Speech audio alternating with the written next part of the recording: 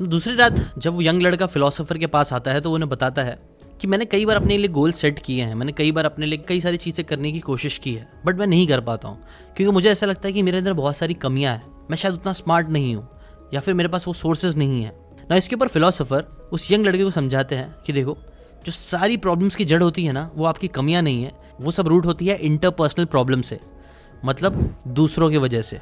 दूसरे लोग हमारे बारे में क्या सोचेंगे, ये सारी प्रॉब्लम्स की जड़ है।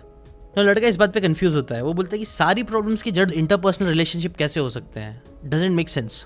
तब फिलोसोफर उसे एक लड़की का एग्जाम्पल देके बताता है, जो लड़की उसके पास आई थी। बेसिकली लड़की को ना एक प्रॉब्लम थी, जहाँ वो जब भी बाहर जाती थी, किसी से मिलती थी, तो उसके गाल बहुत ज़्यादा लाल हो जाते थे और ये प्रॉब्लम उसको बहुत ज़्यादा परेशान करती थी। वो एक लड़के को पसंद बहुत करती थी, बट उसको ना बहुत ज़्यादा शर्म आती थी अपने लाल गाल को लेके। वो उसे अपने फीलिंग्स बताना चाहती थी, बट वो अपने इस शॉर्टकमिंग को लेके, अपनी इस प्रॉब्लम की वजह से कुछ बोल नहीं पाती थी। फिलोसोफर बताते हैं कि एक्चुअल में वो लड़की आई थी अपने लाल गाल की प्रॉब्लम लेके, बट प्रॉब्लम लाल गालों की नहीं थी। प्रॉब्लम ये थी कि उसे डर था कि कहीं लड़का उसे रिजेक्ट ना कर दे, और लड़का रिजेक्ट ना कर दे, इस चीज़ से बचने के लिए वो अपनी कमियों पे फोकस कर रही थी कि क्या उसके अंदर नहीं है। फिलोसोफर ने फिर अपना भी एग्जाम्पल दिया। उन्होंने बताया कि मेरी हाइट सिर्फ 155 सेंटीमीटर्स है। पहले मैं भी अपनी इस हाइट को लेके बहुत चिंता करता था कि मैं कितना छोटा हूँ, मुझसे कोई शादी करेगा भी नहीं, लोग मेरा मजाक उड़ाएंगे, एक्सेट्रा एक्सेट्रा। मेरी हाइट मुझे इन्फीरियर फील कराती थी। बट फिर मैंने एक एक्सपेरिमेंट किया, एक थॉट एक्सपेरिमेंट ऐसा था कि मान लूँ मैं पूरी दुनिया में एक अकेला इंसान हूँ और कोई भी नहीं है, मतलब मैं किसी से अपने आप को कंपेयर नहीं करूँ, तो क्या तब भी मेरी हाइट मेरे लिए एक इशू होगी? तब ऑथर का आंसर आया नहीं, बिकॉज इशू तभी आ रहा था जब मैं अपनी हाइट को दूसरों से कंपेयर कर रहा था। मतलब देखो, वो लाल गाल वाली मेरी छोटी हाइट लग रही है मेरी प्रॉब्लम, बट प्रॉब्लम एक्चुअल मेरी नहीं है। प्रॉब्लम ये है कि छोटी हाइट की वजह से दूसरे मेरा मजाक उड़ाएंगे। और इसीलिए मैंने कहा कि सारी जो प्रॉब्लम्स है ना, वो इंटरपर्सनल होती है। जितने भी फ्लॉज हम अपने आप में देखते हैं, वो इसलिए देखते हैं क्योंकि हमें लगता है कि वो फ्लॉज की वजह से दूसरे हमें पसंद नहीं करेंगे। इनफैक्ट एल्फ्रेड एडलर इन सभी फ्लॉज को ना 2 पार्ट्स में डिवाइड करते हैं। वो बोलते हैं हमारे जो फ्लॉज होते हैं उन्हें आप ऑब्जेक्टिव या फिर सब्जेक्टिव फ्लॉज बोल सकते हो। ऑब्जेक्टिव यानी वो सारी चीज़ें जो आप मेजर कर सकते हो, जैसे कि हाइट, उसे आप मेजर करके देख सकते हो कि हाँ चलो वो कम है।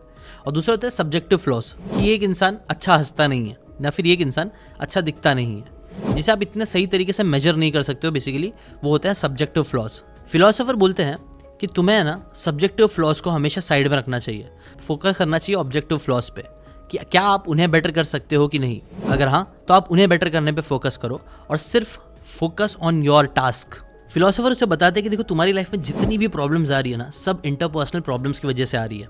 तुम दूसरों पे बहुत ज़्यादा फोकस कर रहे हो, जबकि तुम्हें फोकस करना चाहिए सिर्फ एक चीज़ पे, और वो है योर टास्क। लड़की ने पूछा कि योर टास्क मतलब क्या? फिलोसोफर ने बताया योर टास्क में बेसिकली 3 चीज़ें आती हैं, जिन्हें आप फर्दर डिवाइड कर सकते हो। 3 में से पहला है रिकग्नाइजिंग योर पर्सनल रिस्पॉन्सिबिलिटीज, जिसमें भी 3 चीज़ें आती है। ए, सेल्फ रिस्पॉन्सिबिलिटी, जहां आप अपने थॉट्स, अपनी फीलिंग्स और एक्शंस की जो पूरी चीज़ें सिर्फ आपके कंट्रोल में है, उसकी रिस्पॉन्सिबिलिटी लेना स्टार्ट करो।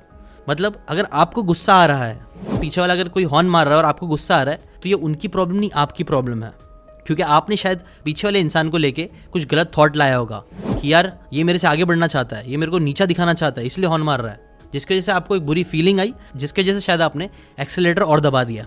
ये चीज़ आपको नहीं करना है। फिर बी आता है गोल सेटिंग, जिसके बारे में हमने पहले भी बात किया। ये भी तुम्हारा टास्क है। गोल्स तुम्हें खुद से डिसाइड करने आना चाहिए। कोई दूसरा तुम्हें गोल्स देगा, उससे बेटर है तुम खुद के गोल्स खुद डिसाइड करना चालू करो। हाँ, तुम टीम के साथ काम कर सकते हो। मेजर गोल्स कई बार आपको दूसरे दे सकते हैं, लेकिन उन गोल्स को पूरा कैसे करोगे, उससे रिलेटेड गोल्स आपको सेट करना चाहिए, बिना ज़्यादा एक्सपेक्टेशन और प्रेशर लिए कि दूसरे क्या कहेंगे। और सी आता है सेल्फ केयर। अपनी मेंटल, इमोशनल और फिजिकल वेलबींग का ख्याल रखना भी तुम्हारा टास्क है। यह है तुम्हारा फर्स्ट टास्क। फिर आता है second, focusing on your efforts. यहाँ पे तुम्हें अपने एफर्ट्स पे फोकस करना है ज़्यादा, ना कि अपने ज़्यादा आउटकम्स पे। मैक्सिमम लोग आउटकम ड्रिवन होते हैं। अगर उन्होंने बिजनेस किया, उन्हें पैसे नहीं आए, तो उन्हें लगता है कि बस अब कुछ नहीं हो सकता। जैसे कि उस स्टोरी में भी कहा गया था कि 90% of businesses fail in the first year of starting. मतलब आप कितना भी दिमाग लगा लो, कितनी भी कोशिश कर लो, 90% चांस है कि आप फेल हो जाओगे फर्स्ट ईयर में। लेकिन अगर आप लगे रहोगे, टिके रहोगे, एफर्ट्स मारते रहोगे, तो शायद 2 साल, 5 साल लगे, 7 साल लगे, लेकिन आप आगे ज़रूर बढ़ोगे। इसीलिए एफर्ट्स पे फोकस करो, आउटकम पे नहीं। ये तो ए हुआ। सब पॉइंट बी ये भी है कि लर्निंग एंड ग्रोइंग। ऐसा नहीं है कि आपको सिर्फ अंधाधुन एफर्ट मारते रहना है। आपको ये भी मेक श्योर करना है आप जो भी एफर्ट्स ले रहे हो उससे आप ग्रो हो रहे हो, डेवलप हो रहे हो कि नहीं। और थर्ड लास्ट आता है एक्सेप्टिंग अदर्स रिएक्शंस। ये बहुत इंपॉर्टेंट है। हम लोग है ना बचपन से दूसरों का अप्रूवल बहुत ज़्यादा सीख करते हैं। स्कूल में हमने सही आंसर लिखा तो टीचर ने हमें वाह वाह या ए ग्रेड दिया कि नहीं, कोई भी सही काम हुआ तो माँ बाप ने हमें अप्रूव किया कि नहीं।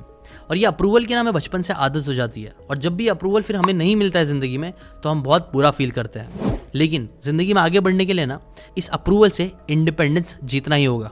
बिकॉज जब तक हम दूसरों के अप्रूवल पे टिके रहेंगे तब तक हम अपनी खुद की सेल्फ वर्थ नहीं कर पाएंगे।